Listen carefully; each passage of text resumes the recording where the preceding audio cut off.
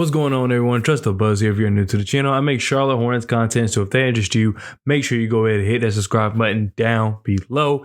If you cannot tell by the thumbnail title of this video, in today's video, we're going to be talking about how the Charlotte Hornets just lost to the Washington Wizards. But if you watch the game, you'll know that really we won. All the players that mattered when they played, they outplayed the Wizards by far. And considering no Hayward tonight, no Miles Bridges, which I'm not going to talk about the recent news about Miles Bridges because we don't know everything. The only thing I will say is I'm not going to act surprised that it's possible that a documented abuser has possibly abused again. That's all I'm going to say.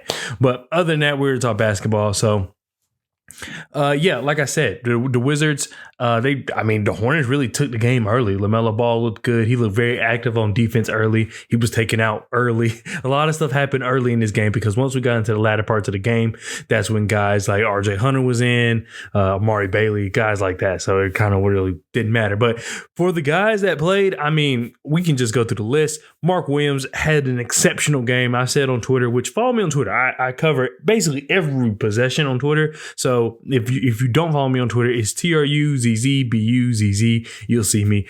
I covered the whole game on there. So here's a little, I wouldn't say lackadaisical because once we get into the season, I'll be obviously more in depth and have a lot more to say, but it is preseason. So I try to take everything with a grain of salt, but on Twitter in the moment, I kind of I hopefully do a good job of capturing everything. So if you want more of that, then you definitely have that there.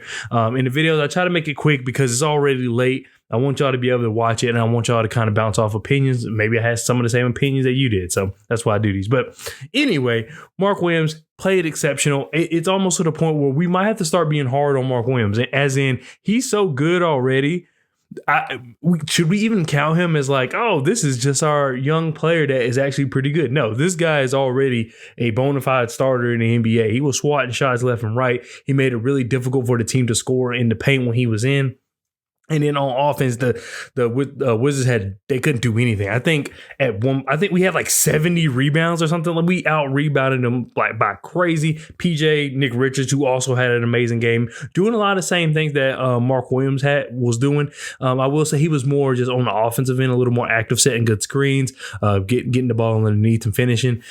And I kind of like that. That's something that I will take a couple of seconds to talk about. I kind of like that Mark is. As good as he is on offense, I like that he's more of our like defensive anchor center.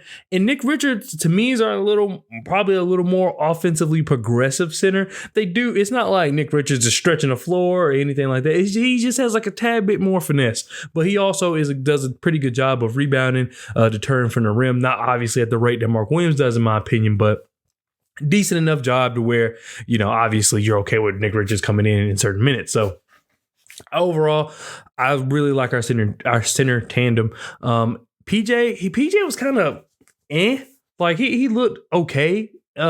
He's still rusty. 2 games in preseason. I'll give it some time, but he still looks a little rusty, especially on defense. Kyle Kuzma was cooking him earlier. And my whole thing with PJ was that we need that guy to kind of be like, he can go off if need be on offense. However, his main focus is just defense, being able to be that versatile defensive weapon. And he just has not been there the last 2 games. Like I said, it's really early. We'll see. Maybe he just needs to catch the wind underneath him.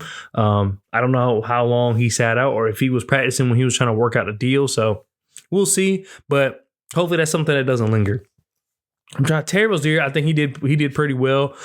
He did play like a lot of ISO ball, was making crazy shots. I don't expect him to do that, going into the season. However, he looked like he was on a mission. And from everything we've heard from training camp this year, he is on a mission. Terry Rozier is looking to take this team as far as he possibly can, and I like that about him. And then I know I briefly talked about LaMelo earlier, but we can go to LaMelo. He just looked good throwing passes across court, but accurate passes at that. His defense was on point. And his off-ball defense is actually pretty good, too, because I know I mentioned the Miami Heat game. It wasn't that like he just sucked off ball. It's just he was getting caught ball watching, which is something very easy to do. It's a mental area. It's not like something that's like, oh, this is ruining his game.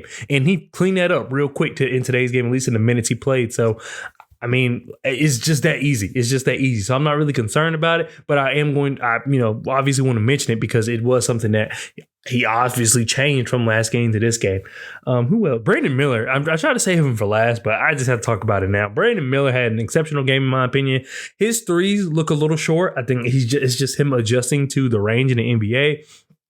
Stroke still looks good. Him shooting the ball, it still looks. I really feel like every shot he puts up is going to go in. That's how good his shot looks. So I'm not really concerned about no mechanics or anything like that or mental Like I'm not anything of that sort. I'm not worried about. I think it's just literally him adjusting to the range of the NBA. But because everything else looks so smooth, he looks good on defense. He had a crazy dunk on Daniel Gafford, who then he ended up getting tangled up with Daniel Gafford later in the game. So that was kind of good to see him kind of like shrug him off. And I said this also on Twitter that he kind of reminds me, and not of the player as far as their skill, but the player as in like their personality, of like how you've heard like players talk about, oh, I tried to trash talk Tim Duncan and I was saying this, and this. And he just looked at me and walked away.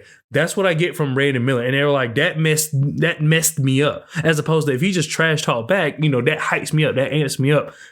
People like Tim Duncan, and in this case, I'm using Brandon Miller, they just walk away. So for guys who use trash talking to even heighten themselves up, it messes them up because you didn't say anything bad. And that was just a moment that when he got tied up with Daniel Gafford, it reminded me of like all those stories you hear about Tim Duncan and how people try to trash talk him, and it just doesn't work.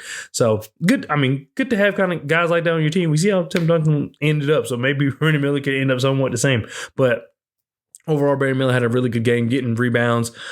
He did well. Sometimes I wouldn't say he ran offense, but he would take the ball, up the court and kind of, I still wouldn't say run it, but he kind of just navigated around through the offense and made plays for others, or whether he tried to make a play for himself.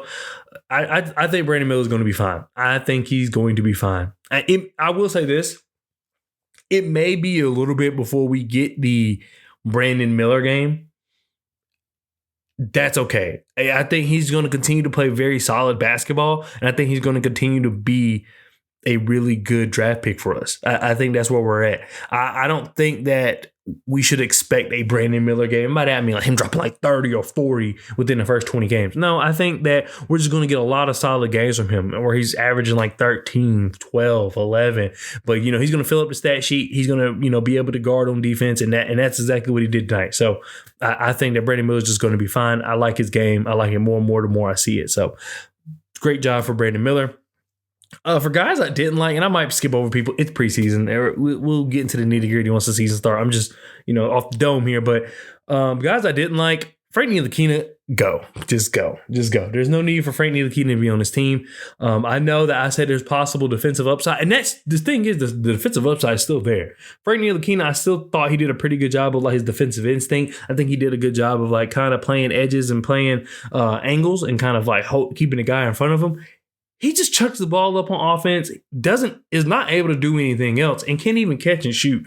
That is what kills me. I think if he just toned down the chucking and just was missing catch and shoot opportunities, I would be more okay with it. But him actively looking to shoot and just missing miserably and can't catch and shoot. And while I said he's still doing pretty well in defense, it's not to the level in which I saw last year from him or the year before. So it's just like, what are you doing here?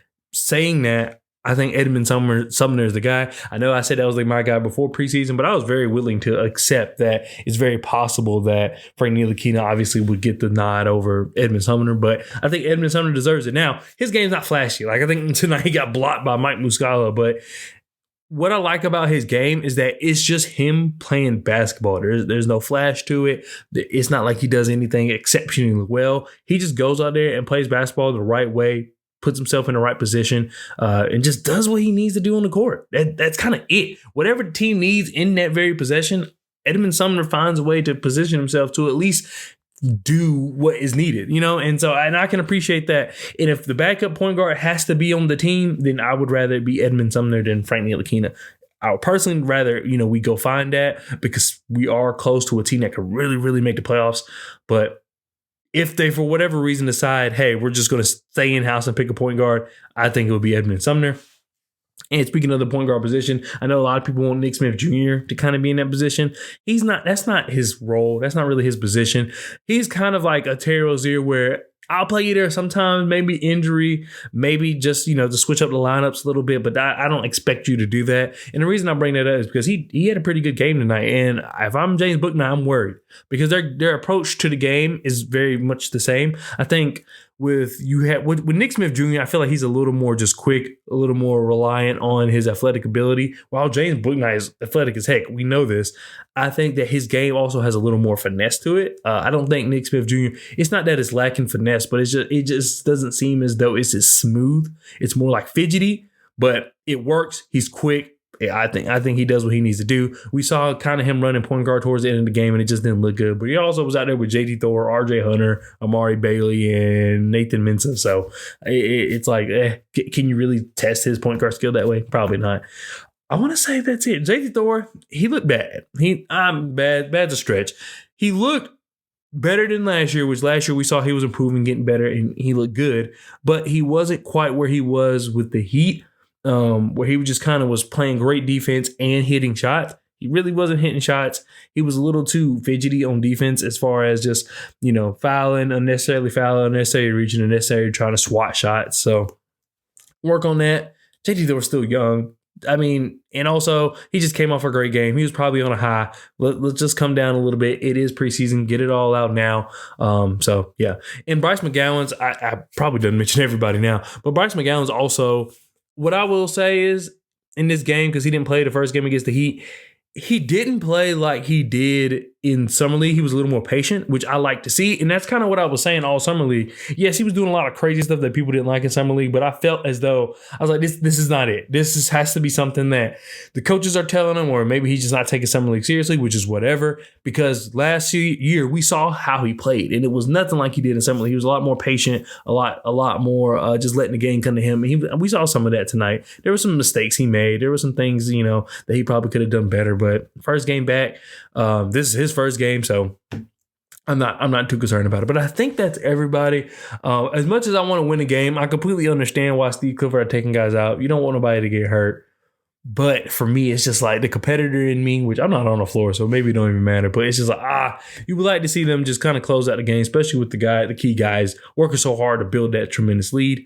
As far as the Wizards, because I kind of do want to talk about other teams when we do these kind of videos, just if for whatever reason I have other teams watching, or for whatever, obviously it's good to just know about the league in general, not just be honed in on your team, not know anything else. I think the Wizards suck. Like, they're not good, but they have a lot of good pieces. They're not meant to be good this year, but they have a lot of good pieces. I really like Bilal Coulibaly. I liked him in the draft. I thought where they drafted him was a little high, but like right before the draft, his draft stock like shot up. So it kind of makes sense. And I see it. He's ready defensively.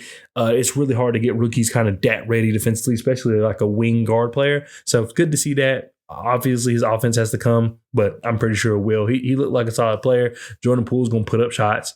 They need a center badly because, like I said, we out-rebounded them, and they really couldn't stop Nick Richards or Mark Williams. So they need a center badly.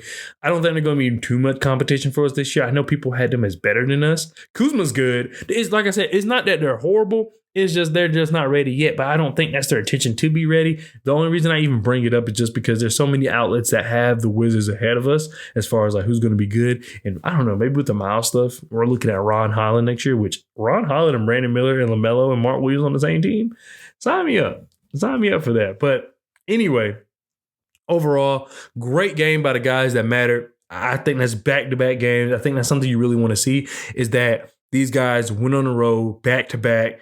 Well, not back-to-back games, but you know what I mean. They were on a road trip, and the starters played well both times. And honestly, if the starters were in the whole time, you could tell that they would have won the game both times. So I'm proud of the guys. Steve Clifford got these guys playing defense. That's one of the biggest things you'll see jump off the screen when you're watching them, is that everybody's tuned in. You can hear them yelling, switch, switch, switch, and everybody just knows how to switch. And even if I've noticed that even if players miss a switch, they know to rotate to just the open guy. Like, yes, I missed my switch, but I'm just going to rotate to this guard, even though I'm JT Thor, because I missed, I should have switched to Kuzma or whatever. And that's all it is. Don't just sit in the middle of nowhere and be like, I don't know where to go.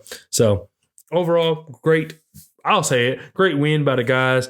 I don't know. Like the Miles Bridges thing kind of has me kind of like about the season, because I have no idea. But we'll talk about that when we get there, when we get more information. I'm not going to make a video about it when I don't have all the information. I say it, but I say it on the piece, and that's all it is. I know a lot of people are defending him, whatever. Yeah, that's it. Thank you so much for watching, and I'll see you guys next time. Peace.